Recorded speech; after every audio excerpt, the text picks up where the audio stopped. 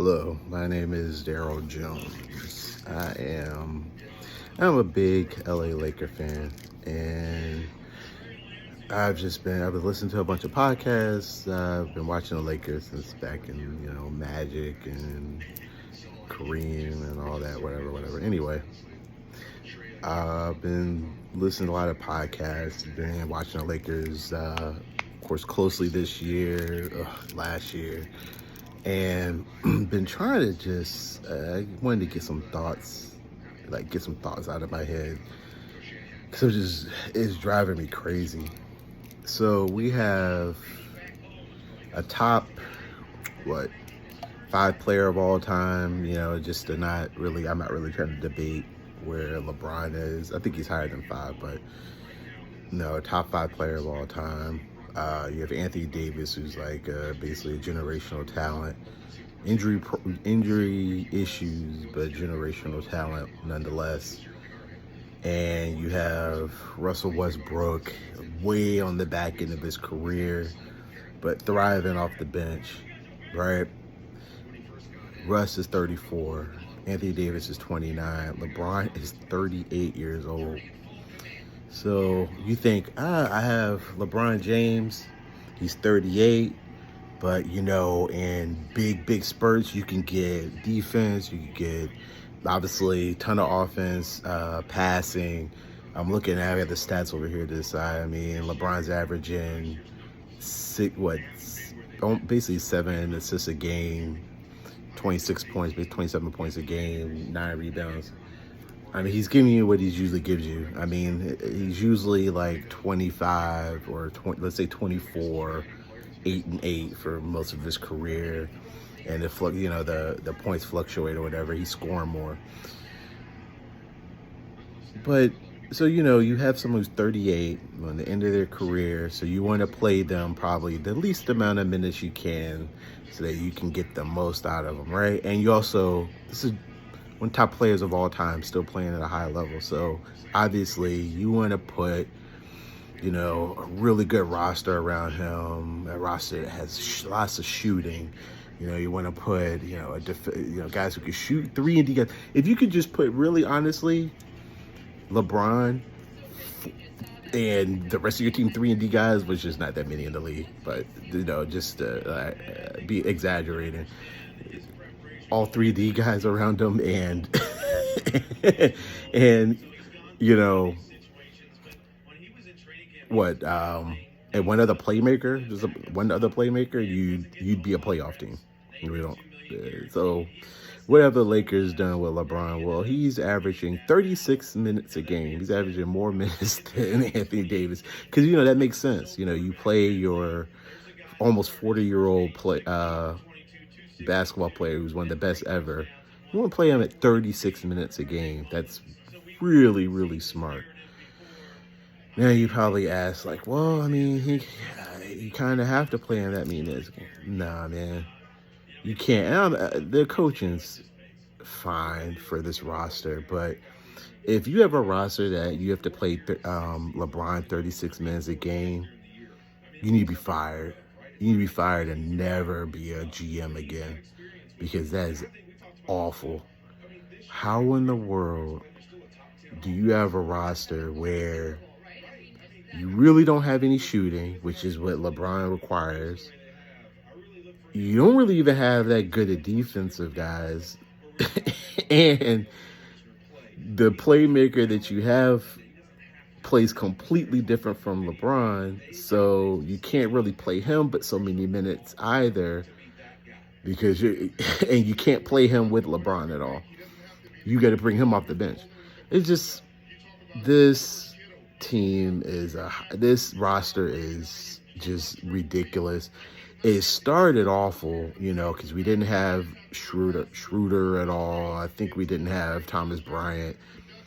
And yeah, it's crazy that I'm saying these things, because those are marginal players at best. But we didn't even have those guys. Then we had Russ, starting. So the team was even worse going into the season. Yeah, guys, who's heard of a Troy Brown? Winyan Gabriel. Who is that? And I watch basketball. I don't know who that is.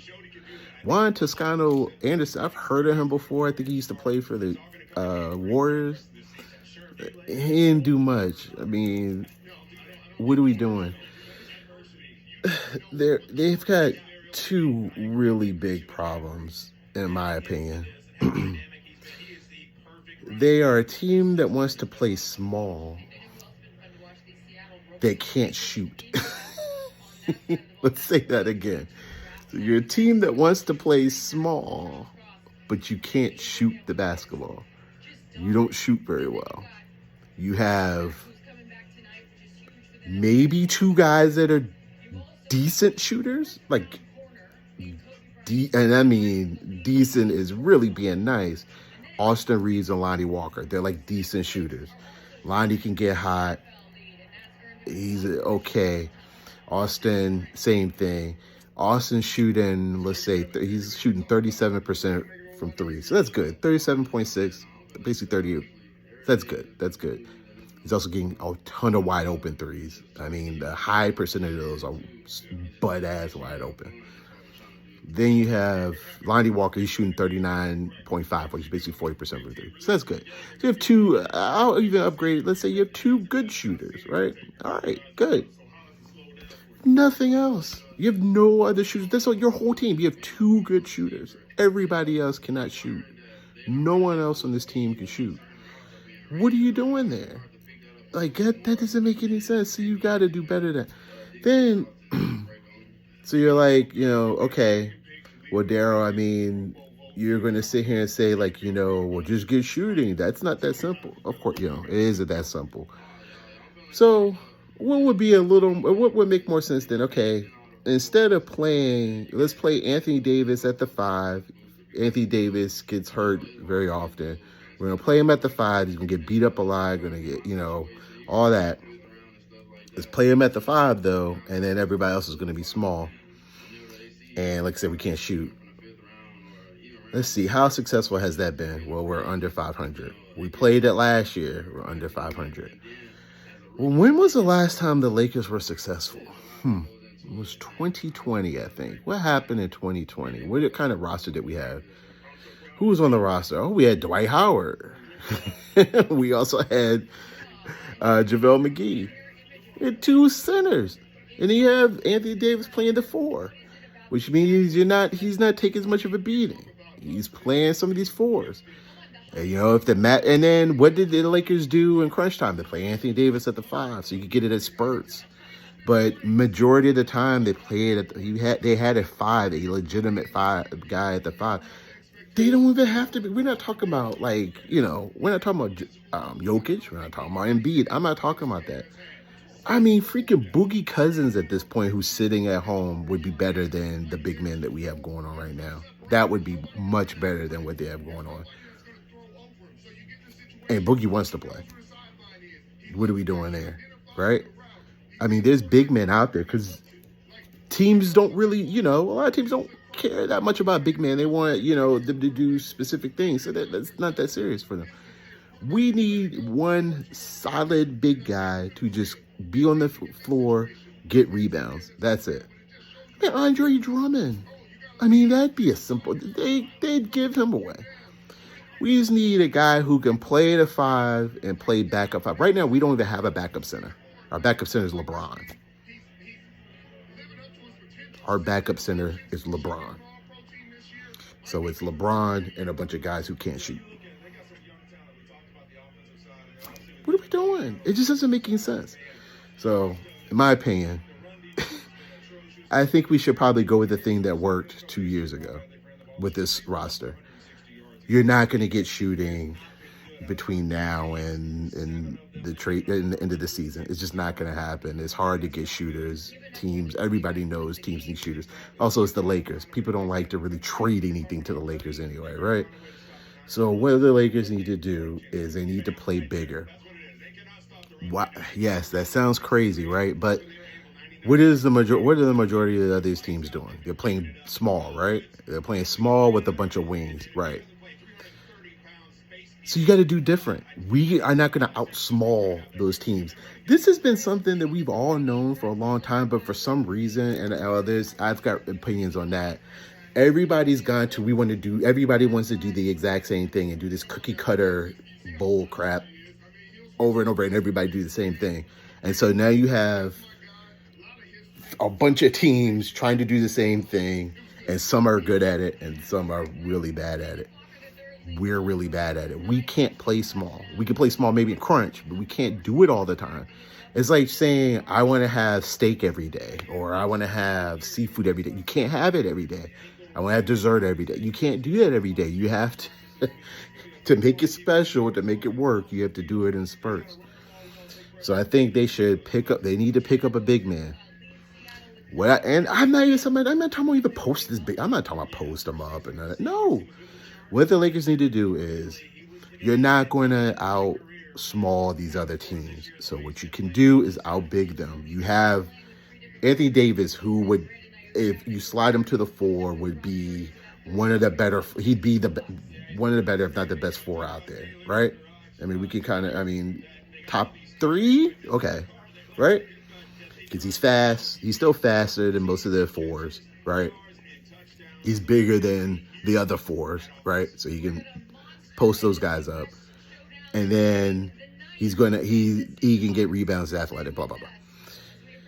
You put an okay 5 beside him. I mean, let's say Boogie. I don't care. Yeah, that's just the first one I could think of the top of my head. So let's say you have Boogie at the 5. Boogie could get rebounds, right? I don't even care if Boogie plays defense. Boogie has 5 fouls 6 fouls that he can go against Embiid, so that we don't have Anthony Davis battling with Embiid and Jokic and all these guys every night, even going against freaking Zubats and all this stuff. We don't need him doing that. We can put feed freaking Boogie to him, right? So then that's going to do what for the Lakers, who's a bottom 5 team in rebounding. They're going to be a lot better at rebounding. So what the Lakers did when they were playing, when they were 2020, what they did, they were not some great shooting team. They were not. What they did, they would get hot sometimes, like every other NBA team. What they did was, they were bigger than everybody, so they got a ton of offensive rebounds. Well, how did they get a ton of offensive rebounds? Because you have Anthony Davis and another big man trying to get rebounds. So you're playing bigger than everybody else. You got basically close to a 7-footer, and then another close to 7-footer against likely maybe a close to 7-footer and a 6'8" guy or 6'7" guy who's light in the ass. So you're gonna out rebound those guys. Plus we got LeBron. So who's gonna out rebound these guys? Plus you got Russ, who coming off the bench, who's gonna out rebound. It seems pretty simple. So what they were doing is even when they put up shots, they're getting a bunch of second chance points, and so they're able to score. Then on defense, they play good defense, they get the rebound, they're able to get out and run, good to go.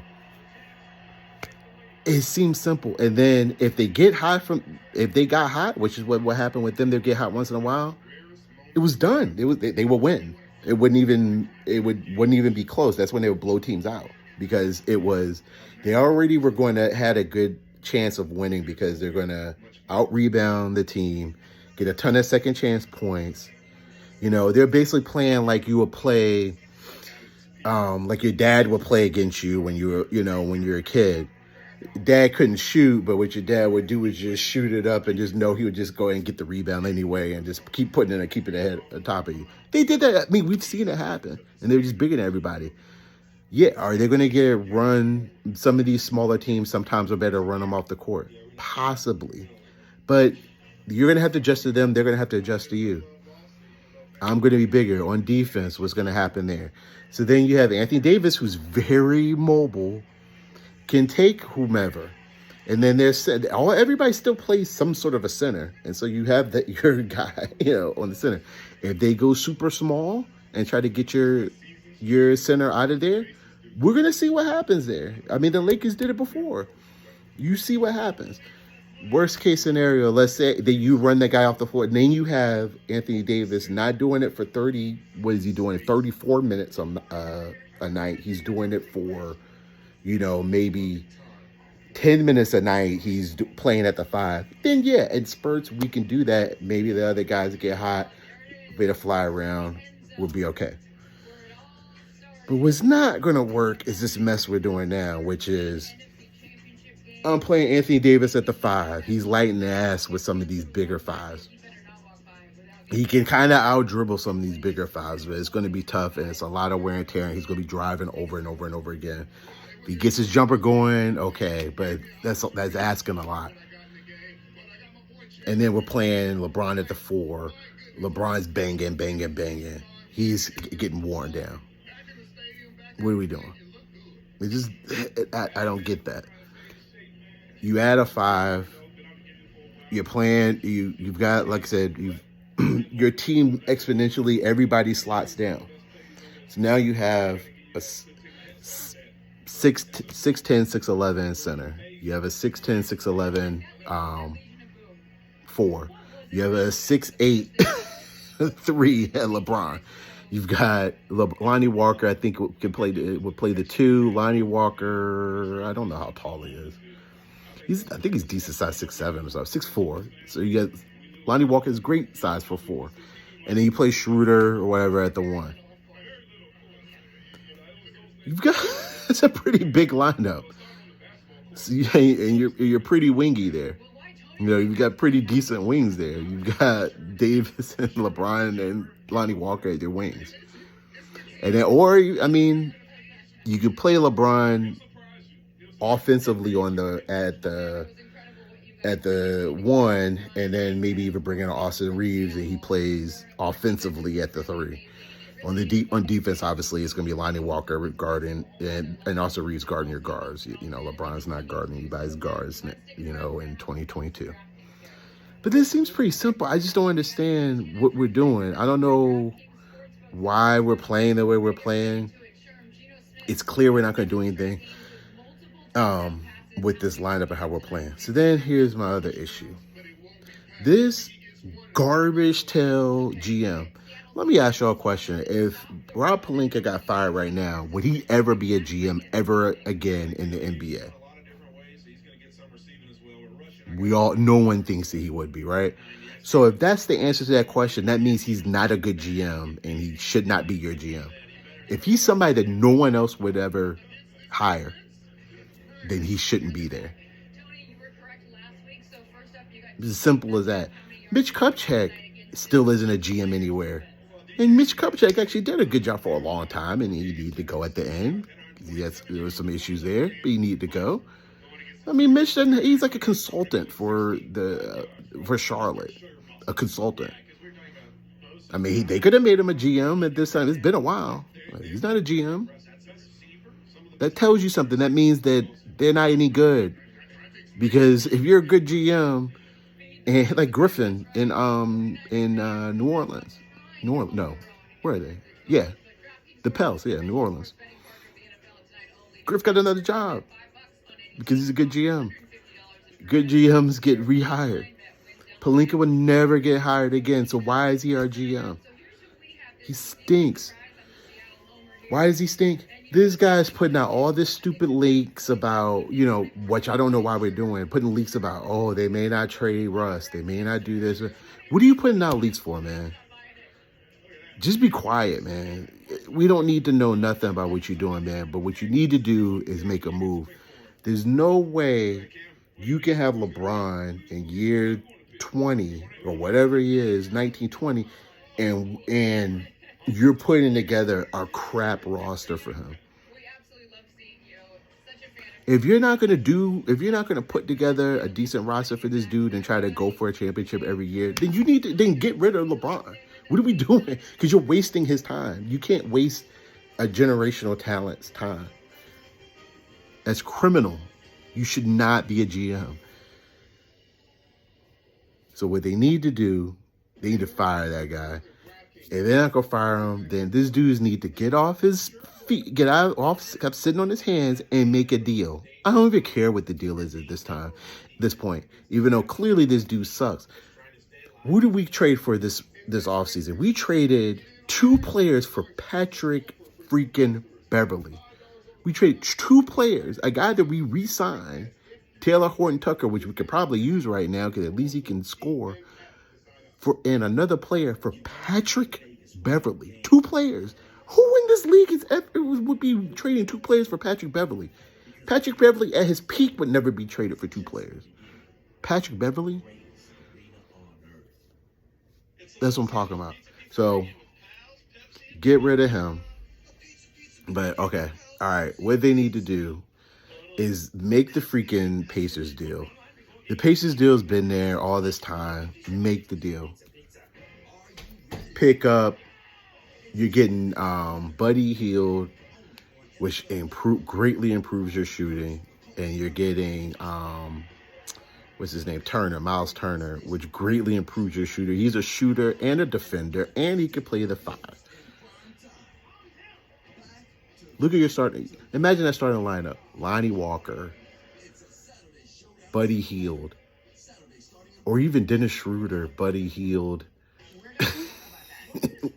Lonnie Walker on the bench, coming off the bench. Your first player coming to him and Russ coming off the bench, going crazy.